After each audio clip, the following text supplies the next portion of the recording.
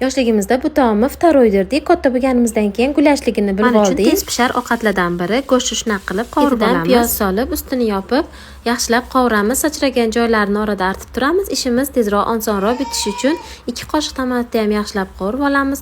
1 qoshiq un solamiz va suv solib, past qilib ustini yopamiz.